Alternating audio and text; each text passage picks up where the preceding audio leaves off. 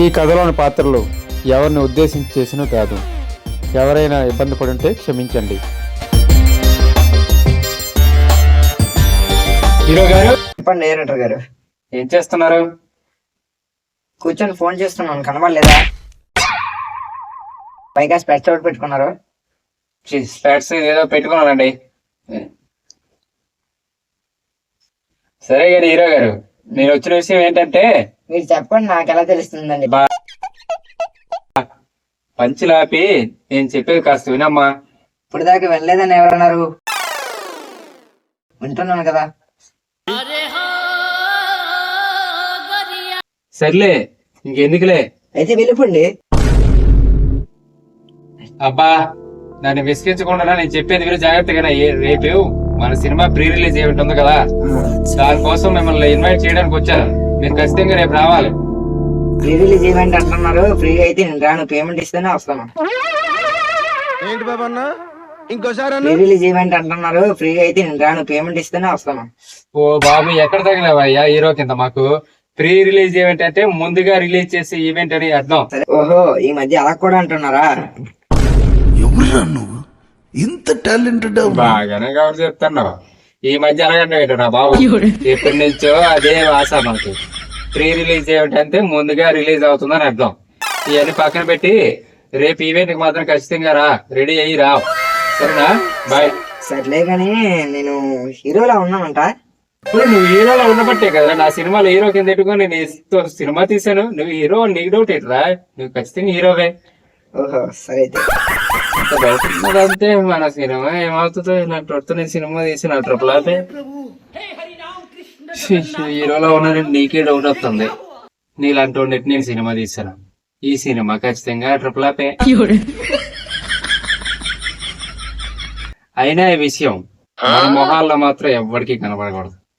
ఈ ఆడియన్స్ కి అస్సలు కనపడకూడదు. మనం వీక్ అయ్యావా మనం తొక్కేస్తాం. మన పబ్లిసిటీ పీక్ గానే ఉండాలి. మన సినిమా వీక్ అయినా సరే మన మొహంలో భయం కనిపించకూడదు. అలా మెయింటైన్ చేస్తుండాలి. అలాగే మెయింటైన్. సరే కానీ ప్రొడ్యూసర్ గెలిచావా ఎందుకే? ఏమన్నట్టు ఈ రోజు ప్రొడ్యూసర్ కలవడానికి వెళ్తున్నావు, నువ్వు కూడా వస్తావేటి? వదిలే, నువ్వేటి వస్తావులే. ఇవే తగ్గించుకుంటే మంచిది.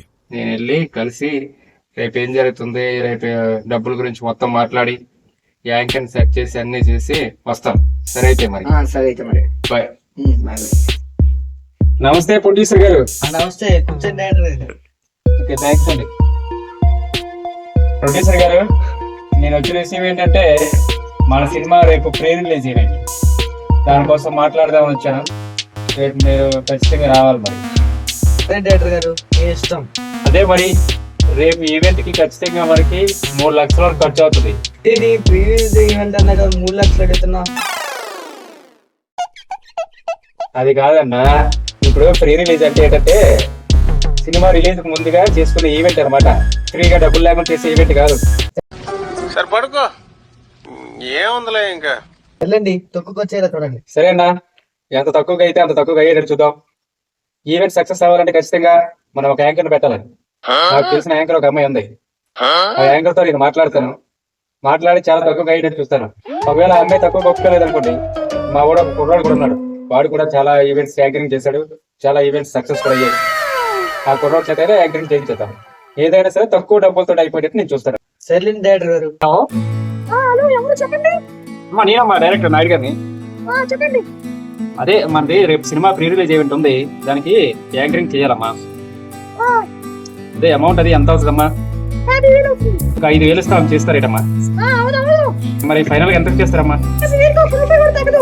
సరే అయితే మా ప్రొడ్యూసర్ గారితో మాట్లాడతాను. అతను ఓకే అంటే చెప్తాను. అయితే ఓకే అమ్మా. హలో హలో ప్రొడ్యూసర్ గారు. చెప్పండి డైరెక్టర్ గారు. అదే ఈవెంట్ కి యాంకర్ కి ఒక 60,000 అడుగుతుందండి. ఒక 50,000 చేయాల్సి అన్నాను. 60,000 ₹1 తగ్గదని అన్నది. అయితే వదిలేమని చెప్పేసాను. మా కుర్రోడు ఒకనాడు చెప్పారు కదా, వాడైతే 50,000 గెలవాలని నేను ఒప్పించి చేస్తాను. సరే నీ ఇష్టం, ఎలా చేయించి. ఓకే పనిలో పని ఆడికి ఫోన్ చేసి చెప్పేద్దాం. తమ్ముడు నేను చెప్పండి. నీకు యాంకరింగ్ చేయడం వచ్చా? నాకెందుకు రాదు? నేను మా కాలేజీలో ఫేర్వెల్ పార్టీకి నేనే యాంకరింగ్ చేశాను.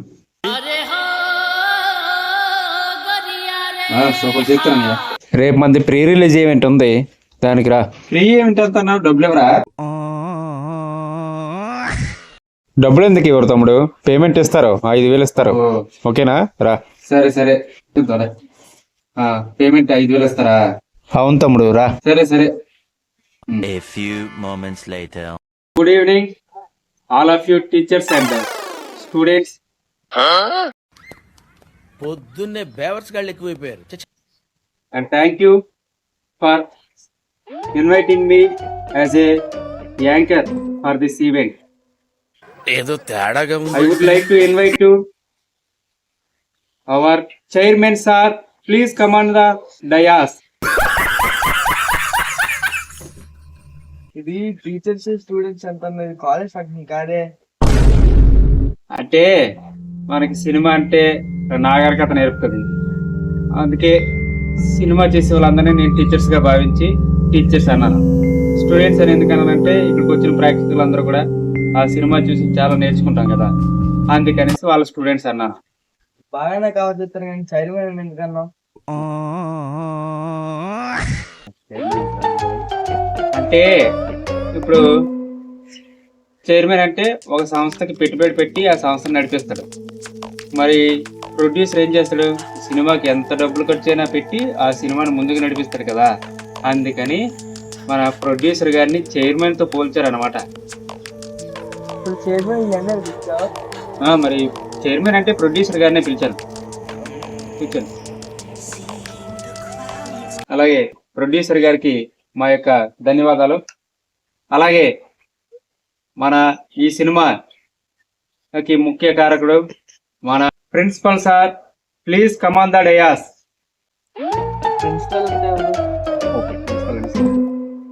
ప్రిన్సిపల్ అని నేను ఎందుకనంటే, ఇప్పుడు ప్రిన్సిపల్ అంటే ఒక కాలేజీలో ఉన్నటువంటి టీచర్స్ అందరినీ కోఆర్డినేట్ చేసి ఆ కాలేజీని నడిపిస్తారు.